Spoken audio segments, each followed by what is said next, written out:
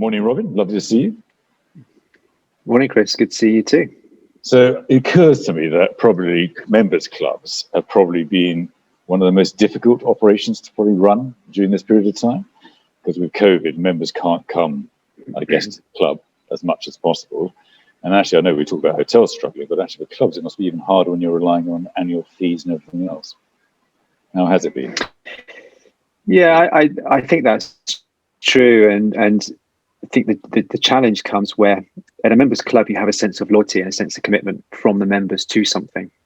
That's why they pay their subscriptions. And if you're starved of that as a member, in terms of that physical connection with a club or a building or clubhouse, and what you would normally look to do there, that is difficult. And I think what you inevitably have to try find ways to do is, excuse me, how do you maintain that connection? How do you maintain that loyalty with the membership when they can't physically visit you, or it's very sporadic and it's on off, which of course we know it has been over time. And on a personal level, we've got members who, the average age of our membership is 60 plus. So inevitably, you've got people who feel that traveling into London or from the Shires or whatever it may be is not what they want to do. They're advised not to do it, health reasons, waiting for the vaccination and so on. So, yeah, a lot of what we've had to do is about how do we maintain that loyalty? How do we maintain that connection? Move things virtually. We had a lot of fun doing Burns this year, not in person, but online. It sounds like it was a fun event. It was, and it helps having a chairman. Most people struggled getting the. It helps having a chairman who's. You can try too hard sometimes, and you can try to do too much. And I think what we've tried to do is find a balance where there's variety to what we provide for the members through the virtual medium, and there's also something that. There's a sense of continuity. So we have something called Friday Cheers, where once a month it started out weekly, but we've moved it to once a month now. And our head barman, Paul Burgess, comes on and makes cocktails for members.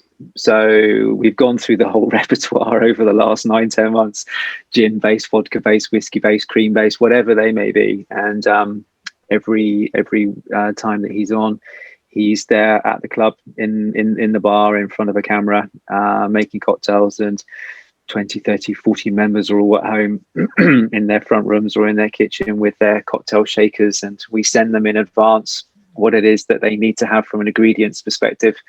And they shake along. They make cocktails with Paul in real time. And we have some fun with that.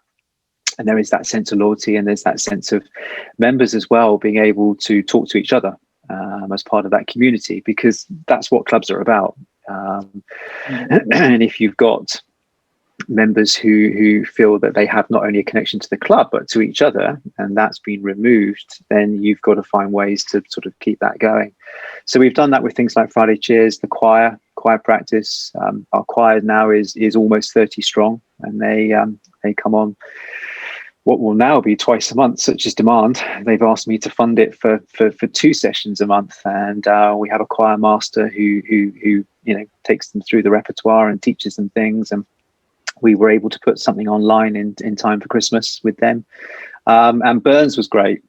Burns was the real success. We had 86 members at home, and all of them made a real effort. We sent out boxes with food and drink and other bits, and recipe cards of what they needed to do to cook their haggis, neeps and tatties and what have you. And it helps having a Scottish chairman, of course, who absolutely got in the spirit of things and came from his home in Scotland and arranged for the former Queen Mother's, the late Queen Mother's piper, to be part of what was the affair for the evening, and piped the haggis live. And we had somebody else address the haggis, and it was a lot of fun. And the members really went for it, and they all dressed up. They all were there in mess dress and black tie and kilts and dressed the kitchen at home. And I think if you can do that and maintain that connection and that loyalty and that sense of belonging to something and what they cherish, then you can find ways to survive. But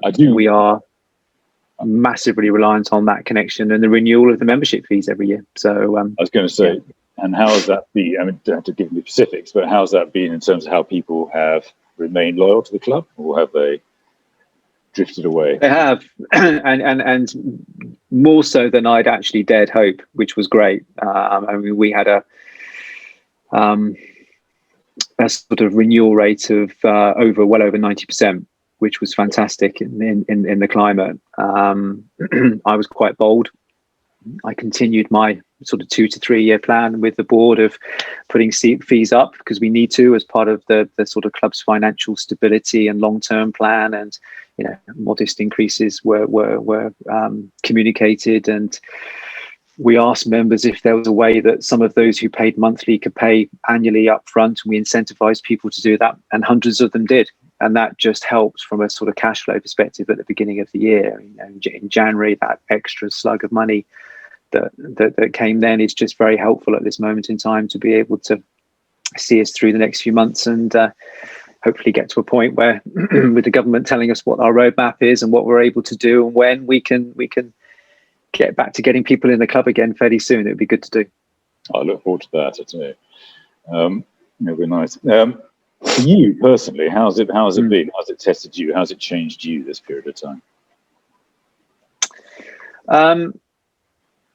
Somebody asked me that question a little while back. It was one of the members who very sweetly called me up just before Christmas and said, I'm calling just to see how you are. And we were talking about it. And at that point, we'd just moved out of the what had been the November lockdown, and we were coming into the December period. And then, of course, we just heard that we were all going back into tier 4, excuse me. And he called up to just sort of say, I feel terribly sorry. It must be incredibly difficult and frustrating because you're flip-flopping, you're having to move, you're having to do the things that you do. And as you know, Chris, in 2012, I was fortunate enough to be part of the team at Smart that delivered the London Olympics. And we did the main sponsor dining for the likes of Local, Coca-Cola, the IOC, all of that type of thing. And we won that contract to the day 12 months before the opening ceremony. And that was an intense 12 months. That was incredibly difficult to get from where we were to where we needed to be to then deliver, and working with Angela and everything else. And at that point, that was the most challenging thing I'd ever done in my career for many, many reasons. But I think this last 10, 12 months has overtaken that for the simple reason that when we did the Olympics, we were in control of our own project and our destiny. There were experts around the world that had done previous Olympics or had done the Rugby World Cup or, Commonwealth Games or whatever it is. And there were a group of people that you could pick up the phone to, drop an email to and say, I want to buy some of your time. I want to buy your expertise. I want to ask you questions because you've done this before. Come and help us become part of the team that we're going to put together. So there was always that support there, and you could sort of, go to it to get where you needed to be. No one's ever done this before. And you're having to learn as you go. And because you're not in control of that, because you've got that thing from government that's saying, right, at 48 hours notice, you're going to have to shut your club again, or, you're going to have to change because of curfew or whatever it is. That's incredibly difficult. And I think whilst not necessarily so physically demanding as doing the Olympics, it's been far more mentally taxing with the highs and the lows and the absolute roller coaster and taking a team with you and having to say goodbye to some of your team as part of that process and make some redundancies that so many of us have done. And, I think emotionally it's hard. And how do I motivate my team? How do I keep them connected when so many of them are on furlough and for a long time dealing with the sort of mental health side of stuff with the team? Remaining positive for people, the membership, that engagement. How do you still come up with your virtual program? How do you get excited about doing something virtually again? All of those things. And I think it's the most challenging thing. And this final lockdown, the third lockdown, I think everybody I've spoken to has found this more difficult because there hasn't been that sort of known end date. November, we knew it's for a month. We knew we were going to come out of that back into something, and we could plan and we could focus on Christmas. All right, it got truncated and it didn't really happen the way we all wanted it to, but you had something to work towards. this time round, we're all waiting to hear what gets said on the 22nd of February and then March the 3rd and all of those things. And I think not being in control of all of that and it having to sort of be so reliant on others and some bizarre decision making or thinking at times, that's tough. I think this one has been particularly tough. I think the reality hit in January that we've got social distancing probably for most of this year. Yeah. And I think most of us hoped that we'd be out by the spring. That changed everyone's mindsets. It was quite a harsh punch, but it is what it is. I mean, again, it's the great nature of the sector, isn't it? How it's resilient. Yeah, and I had a member call me a couple of weeks ago who he puts on a regimental dinner for him and his chums every year, and he does that with us at the club. And he was originally booked in for April last year, and when everything happened on the 23rd of March last year, he called me and he said, "Robin, I'm so sorry. I'm going to have to, not come and do the regimental dinner." I said, "Of course, we're all completely understanding." So we moved it to September, and we put a date in the diary. We agreed a date in the diary for him. That subsequently, moved and moved back to the original April again for this year, 2 months away. And he called me last week and he said, "I can't believe I'm having to do this, Robin." He said, I'm going to have to move to September again. And I'm like, yeah, you are, because there's no chance we're going to be able to have 80 of you in the club, doing what you would normally do as part of that affair. And when you have that conversation with someone, you realize just how long it's been going on for and the implications of it. And it'll be something that's been moved 3 or 4 times. It's great that loyalty is still there from him and he wants to do it, but of course he would probably be doing it in April anyway, and every year as that part of the annual piece. There's so many people affected in different ways, or everybody's affected in different ways, that social element of what is so important to so many people has been missing for so long now. And I think that's going to take a while for everyone to get back to that. Yeah, it's going to be interesting. I do wonder, though, whether clubs will have a surge, because I think people want community. Yeah. People want to belong. I think that's been the hardest piece, not feeling you belong to anything. I think that's very true. And I think we've seen that through the engagement that we've had from members to the virtual things that we've put on, and that sense of belonging and supporting as well. And, the members every year are very generous and donate towards the staff Christmas fund. And this year was no exception, and what they gave this year, despite not coming to the club and being part of that community, was extraordinary. And I think they recognize and cherish what they've missed, but equally what they hope to be able to come back to, and to see those faces and to see those employees that they've come to know over time. And as you well know, in Clubland, you've often got people who love Clubland from an employee perspective and spend most of their careers there. I've got somebody who's working with me who's been at the club for 29 years, and he's part of that front door porter team that members, when they arrive at the club, there's that confidence of comfort of knowing that Joseph is there to open the door and say good morning to them. And I think people really value that and want to make sure that it is still there when we come back up and we return. And I get lots of sort of notes from members or calls saying, how are you? How are the staff? How's so and so? Is he okay? Is she okay? And so on. And I think that just demonstrates that sense of belonging that you described. And I think that the clubs do have a great opportunity when things come back, because I think what people will want to come back to will be that comfort of what they know, what they enjoy. And I think its place in their life has somehow been elevated slightly for people. And, we're thinking very hard, and we're doing some refurbishment work around our business centre and other bits, because what I'm hearing from the members is when we come back, we're not going to come into London perhaps every day in the same way that we did before, but we're going to come back in for 2 or 3 days. We're going to want to stay at the club because we feel safe at the club. We know that you've got the right measures and everything in place. We want to be able to stay. We want to be able to stay in a bedroom. We want the informality of the ribbon bar or the formality of the coffee room. We want to be able to take a private room for a meeting or use the business centre to sit and catch up on an email. And rather than do all of that in an office environment or here, there and everywhere, base myself at the club. I think that's where we have that opportunity to provide that comfort. The home from home, the classic home from home, is what clubs are about, and that sort of warmth and safety. And it's not sterile like a hotel can be. You know, you're walking into that familiarity of Joe on the front door and Paul in the bar to be able to say, you know, hello, Major, you know, the usual, and to know what that usual is, and it arrives. And those are the things that I think that we in Clubland have an opportunity to get back to doing, and that loyalty from the members will be there for it. No, I agree. Let's talk about you a bit. Saying you've run some big jobs in the past. How's it been taking over the Army Navy Club? Because you're obviously used to running a whole range of operations, and suddenly this is a very different type of role, isn't it? It is, and I started in August 19, and in September 19 was the club's annual general meeting. And I stood in front of the 100 or 110 members or whatever it was on that occasion for the very first time. And one of the members asked me that question. He was quite frank. He said, you know, frankly, he said, what the hell are you doing here?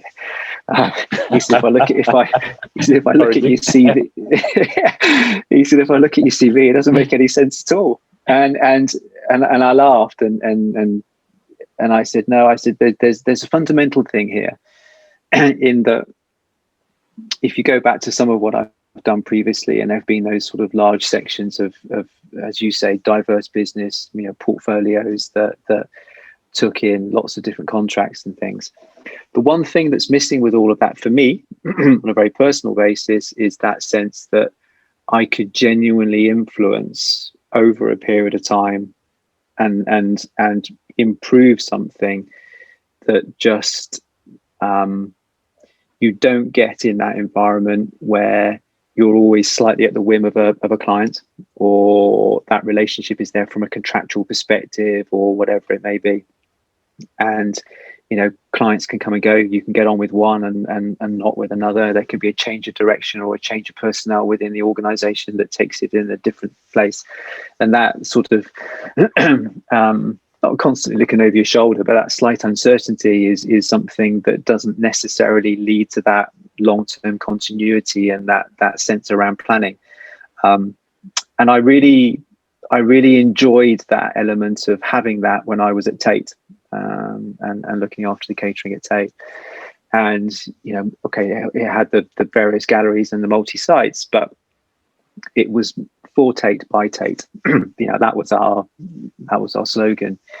And I was very fortunate that I had a great board as part of the commercial piece that I was sat on with the likes of Jeremy King and others that really allowed us to concentrate on focus on what was right for our visitor and what we were doing. And I realized, having come away from that, and as I enjoyed my time with Greg massively at Smart and the things that we did with the Olympics and everything, absolute amazing things to do. And then post that, what I really actually wanted to be able to do was to get into something where it was a project that I was being asked to take it from where it was, improve it, spend time developing it, making it commercial, making it successful, build a team around me that would help achieve that. And that's what the Army and Navy Club provides. You know, I've been there since August 19. We've made changes. I've made changes to the team. I've got people that have worked with me in the past, plus some new faces, and you know, we're on the right track. And yeah, of course, COVID came at the wrong time. It came at the wrong time for everybody, frankly. But you know, we'd already started to see those improvements and the improvements of commerciality and the financial element to the club. You know, it's just a case of what's happened has happened, and we're in a place where we have that member loyalty, and they've been very supportive, and the finances are to a point where, you know, we're in reasonable shape, and when we can, we'll get back on it and open the club up, and I'm sure we can be successful. So it feels like there's a lot of unfinished business, and there's a long-term project there to get my teeth into and enjoy. So it is different. It is a great operation, isn't it? For those who don't know, it is you have, I think, one of the finest dining rooms in London. I mean, it is. I mean, it's both traditional, but also just something really pleasant about it, isn't it? Lovely about it. There is, and well, not long after I started, I did a show round with one of my peers in Clubland. I won't say who it was, but he came across to see me, and we knew each other anyway from old, and he'd never seen around the club properly. He'd only ever sort of come in the front door and gone to one of the meeting rooms, and he'd never experienced the Ribbon Bar and the coffee room that you describe, and other places. And as I say, he runs another club. And about 15 minutes into the show round, we got to one of the rooms, and he just stopped. And I thought he was, next to me, and he wasn't. And he was there, and I said, "You okay?" And he said, "Yeah." And he said, "I'm actually quite envious." He said, "Because there is something here to this club, this building, the spaces. What is here that is, it's rich, it's warm, it feels comfortable, it feels like home." And I thought that was a really interesting sort of perspective from somebody who'd been in clubland for a little while, and I liked that. And that was exactly what you always hope and want that the building itself will portray. But of course, my job is to sort of make that slightly deeper and multi-layered with the team and with the service and what we do and how we do it and the food that we offer and all of those bits, that it becomes a point where members feel it has to be part of my life. And they get to a point where they then recommend that, and it becomes something that is the club that people feel that they want to be part of and want to belong to. And that's the project. And I think what's lovely about the really great clubs is you get a sense of history, don't you? I mean, if you walk around, I mean, you've got fantastic photographs. Yeah. You get Queen Victoria, obviously at a young age on a horse, to the Duke of Wellington. Yeah. And I mean, for anyone who loves history, spend an hour looking at the paintings and enjoying it. It gives a completely different sense, let alone the medals on the wall. I mean, it is something quite special. It is special. It is unique, and that sort of that historical element and those stories are fascinating. And there some of those elements you mentioned, the medal collection there, they're complete one-offs. They're unique. There is nothing else like that anywhere in the world. And those elements and that is what Clubland has and does so well. I know from visiting my peers at other clubs, and whether it's Cavalry and Guards, Oxford and Cambridge, all of those, East India, everybody's got a story to tell. And there is a connection there for people, and that story is something that, when it's told and told well, and when it's on the walls and everything, is really special. And I think we have a responsibility to not only be custodians, but to do more with that and make sure that those things don't get lost along the way. And the sort of historical element and the importance of those bits is recognized and cherished, and in some respects brought to the fore in terms of how we bring through, because I've, like all clubs, I've got to bring through younger members. Well, I was going to ask that. That's my next question. How do you engage younger members now? How are you going to engage the younger audiences? Because that's probably where the angle is. And if you look at research at the moment, it's suggesting that Gen Zs want to get back to the office because they're bored sitting in bed sits and one-bedroom flats, etc. But actually, as that next level up, we probably don't want to go back to the office and don't want to stay at home. There's actually a real opportunity to engage them, isn't there? Absolutely, there is. And I think that comes back to that bit that you touched on about the sort of sense of wanting to belong to something or to be part of something. And I think that sort of demographic, that age group, is at a point where they can be choosy, they can be selective about what it is that they're looking for. And that's why we're investing some money, even though it's at a tough time. We're investing some money into our business center, because how people work, and if you think about how people's eating habits have changed over the last 10, 15 years, 20 years in this country, the sort of principle around more of a Mediterranean way of grazing and that sort of lighter touch. And it's not a case of sitting down for a 3.5 hour lunch with port at the end and the old boy stuck in the corner having a good old snooze and everything before catching the train home. That sort of stereotypical element of what Clubland used to be, it's moved on, it's changed, it's already done that. And what we've got to do is capture what that next element looks like and the way in which people look to use the club. So our menus, yes, of course, they have some of those classic dishes on there, like the potted shrimps and all those other bits. But equally, sat alongside is more of that healthy eating, that lighter style. We do a 2-course club lunch that we guarantee people can be in and out inside an hour, because that's what people do. They want to be able to come in, eat something fairly light, straightforward, and get back on to whatever it is they need to do after that. So those are the sorts of things I think that we need to do. We need to be that that home from home, because I think that does matter, and that sense of sort of belonging and that comfort. But that sort of uplift in what our bedrooms offer, the business centre, the other sort of food and beverage space. I mean, you know how lovely our terrace is, and when the sun shines, or even when it doesn't shine, it's still a great space to be. What we do out there, how we present it, how we offer it, you know, drinks, food, all of those things, we need to keep pace with what that sort of audience are looking for. Now, desperately unfair question, as we come towards the end, is you are probably one of the calmest people I know. I don't think I've ever seen you lose your temper, ever. What's the truth?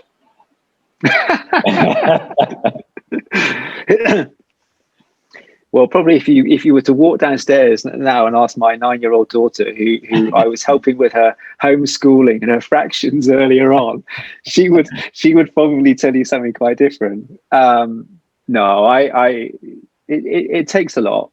You know, I'm fortunate. Natural sort of disposition is I don't really get too worked up in that way. I don't sort of show my frustration in a massively sort of physical way, or shout or anything.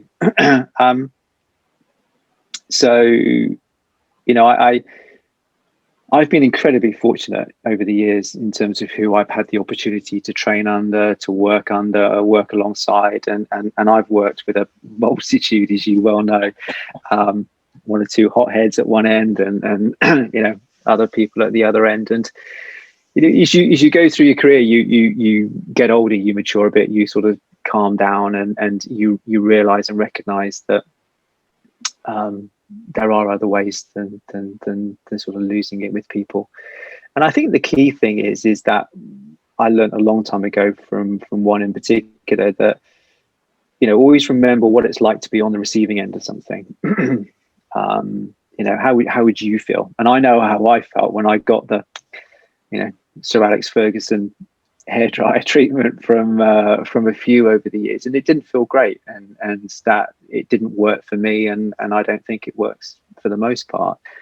So yeah, there is that sort of calmness there, and if you can sort of keep that, and I think as well, be honest with people, because the other thing that this whole last 10, 11 months has taught me is, as I mentioned earlier on, no one's been here before. No one's got all the answers. Doesn't matter if you're Boris Johnson, doesn't matter, you know, who you are. No one's got all the answers to this in the moment. So much of what's going on is being sort of learned as you go along. And I think if you remember that and you recognize that, and there are times where I've had to be honest with my team, and, you know, we do a regular Zoom call with all of the staff to see how they are. We come in and we give them an update, and I did it last week. And, you know, 40 faces all suddenly appear to say hi. And, you know, at that point, there's a sense of anticipation. They're expecting and hoping I'm going to give them all some good news. I'm going to tell them, you can all come back off furlough, you come back to the club. Deep down, they know from listening to the news and things, that's not the case. But there is that sense of, you know, anticipation in some respects. And at that point, when you realize that and recognize that, you recognize the responsibility that you have for people and their lives and how they are, and whether they're still being paid properly and being looked after. And we've tried to do some online learning with lots of them, and development bits and other things. You know, I think if you take some time to consider that and think about it, then that calm nature is something that people learn to trust and respect. And the point at which I've asked people to help me, you know, back in December, when everything was changing overnight and things were changing for January and all those other bits, you know, when Boris came on the TV, within an hour, I had my whole management team on a Zoom call, because I sent a message on WhatsApp and I just said, look, for those of you that can we jump on a Zoom call to work out what we're going to do for a Monday? And all of them were there within an hour. And I think that sense of loyalty and that sense of trust comes if you can have that connection with people and work with people in a way that they feel good about. For me, shouting's just never really worked. So yeah, keep calm and listen to what people have got to say. Yeah, exactly. Oh, look, Robin, thank you for your time. That flew past. Pleasure. And look, I thank you for your friendship as well. It's been good fun. I look forward to seeing you when we come out. Yeah, likewise, Chris. Thank you. And it's always useful to have people that you can pick up the phone to and come up with some mad ideas. You mean? or even sometimes just that thing of that voice that recognize and trust, and you can have a conversation about things and have you seen or have you heard or what are your thoughts on? And yeah, some of those mad ideas, as you know, have worked, and we've done stuff together that has come off, and it's got to a point where people have benefited from some of those ideas. And I'm a great believer that actually, as we come out of this, relationships and community will come stronger. So those who have got those relationships, I think, will come out well out of this period. I agree. Yeah, I think that's true, and I think it's one of those things as well that people have learnt and perhaps reflected on how they were treated or how people have been previously. What goes around comes around. It's a classic easy thing to say, but I think now with everything that has happened, people really do think that way. Well, thank you for your time today, Robin. That's very kind. Pleasure, Chris. Thank you. All right, talk soon. We look forward to it. Cheerio.